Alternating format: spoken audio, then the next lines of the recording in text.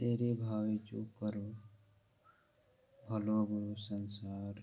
नारायण तू बैठ कर अपनो भार। मनुष्य से यही भूल होती है कि वह दुनिया को तो सुधारना चाहता है पर स्वयं सुधरना नहीं चाहता है। मनुष्य यदि अपने दोषों की ओर देखने लग जाए तो फिर उसे दुनिया के दोषों को देखने का अवकाश ही नहीं मिले। जब तक मन में कामना है, लोभ है, तब तक पाप से बचना बड़ा ही कठिन है। दूसरों के साधारण दोषों के लिए भी मनुष्य उसे दंड देना चाहता है, पर यह नहीं विचारता कि वह स्वयं यही दोषी करता है। मनुष्य के हाथ में जब तक अधिकार रहता है तब तक वह अपने दोषों को देख ही नहीं पाता। दूसरों को अपने अधिकार रहता है तब दूसरों को दोष को नहीं देख पाता। मनुष्य पुण्य का फल सुख चाहता है पर पुण्य नहीं करना चाहता। आदमी सुख चाहता है लेकिन पुण्य करना नहीं चाहता। और पाप का फल यानी दुख नहीं चाहता पर पाप नहीं छोड़ना चाहता है। इसीलिए सुख नहीं मिलता और दुख भोगना ही पड़ता है।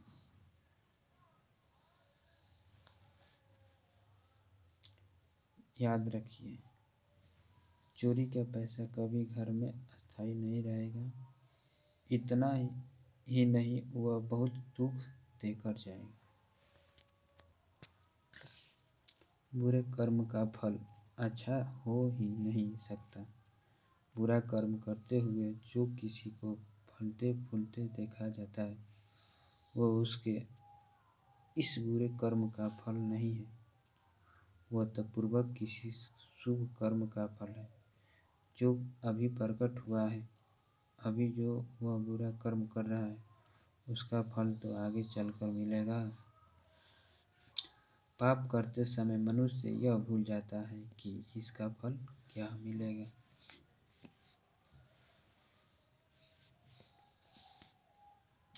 नरकों का वर्णन लोग सुनते नहीं, जो सुनते हैं वह भी उस पर विश्वास नहीं करते। पर सच मानिए, यह वर्णन बिल्कुल सत्य है और पाप करने वालों को वहाँ जाना ही पड़ता है।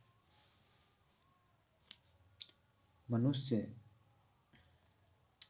मुँहवश यह कह बैठता है कि अमुक काम नहीं करेंगे तो घर का निर्वाह कैसे होगा। यह भ्रम छोड़ देना चाहिए। निर्वाह तो भगवान करते हैं, मनुष्य तो व्यर्थ का गर्व करता है। तुम कह देते हो कि घर वाले के लिए यह पाप कर रहा हूँ, पर याद रखो घर वाले पाप में हिस्सा नहीं बटाएंगे। अपने किए पापों के लिए तुम्हें ही दंड भोगना होगा। देखो, जब तुम बीमार पड़ते हो, अत्यंत पीड़ा होती है, तब चाहने पर क्या कोई उसमें हिस्सा बटा सकता है। ध्यान देना। परिचर्चा, परिनिंदा सुनने में बड़ी मीठी मालूम होती है पर वह बहुत बुरी। इससे सर्वथा बचो।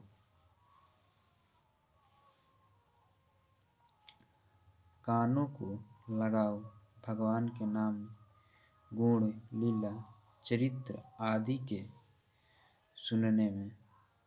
आँखों को लगाओ भगवान की मूर्तियों के दर्शन करने में। यह नहीं करके यदि परिचर्चा पर निंदा सुनते हो, बुरे बुरे दृश्यों को देखते हो, तो इतनी बड़ी हानि हो रही है कि अभी तो उसकी कल्पना भी नहीं है, पर पीछे बहुत पछताना पड़ेगा। समझिए, कानों को लगाओ भगवान के नाम, गुण, लीला, चरित्र आदि के सुनने में, आँखों को लगाओ भगवान की मूर्तियों के दर्शन करने में।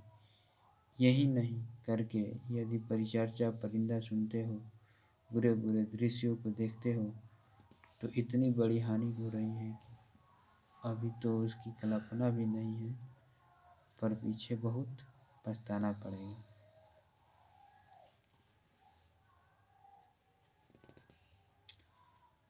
निष्प्रयोजन बोलना छोड़ दो, काम भर बोल लो, बाकी समय भगवान के नाम जप करो या भगवान के लीला गुणों का नाम करो। निष्प्रयोजन यानी काम भर बोलो, अच्छा बात बोलो, गलत बात नहीं बोलो, इसकी बुराई ना करो।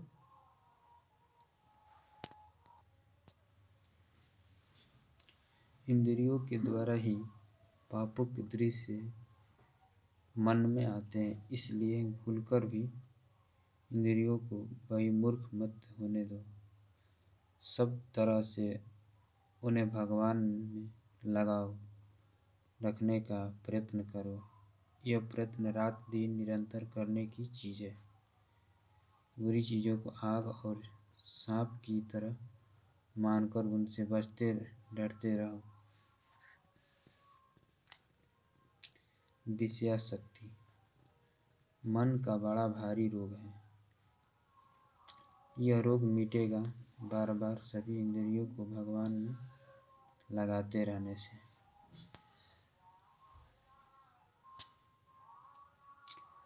जो मनुष्य अपनी उन्नति चाहता है, उसे चाहिए कि वह दूसरों में गुण देखने की आदत डाले।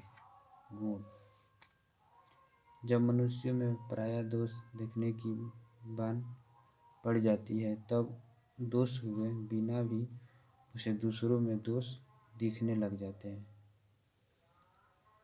जब मनुष्यों में पराया दोष देखने की बान पड़ जाती है, तब दोष हुए बिना भी उसे दूसरों में दोष दिखने लग जाते हैं।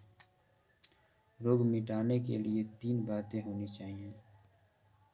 कुप्था का त्याग, सुप्था का ग्रहण और औषधि का सेवन। इस प्रकार भौरों को मिटाने के लिए 3 बातें होनी चाहिए। पाप का त्याग, यही कुप्थ का त्याग है। देवी संपदा का अर्जन, यही सुप्थ का ग्रहण है। भगवान का भजन, यही परम औषधि है।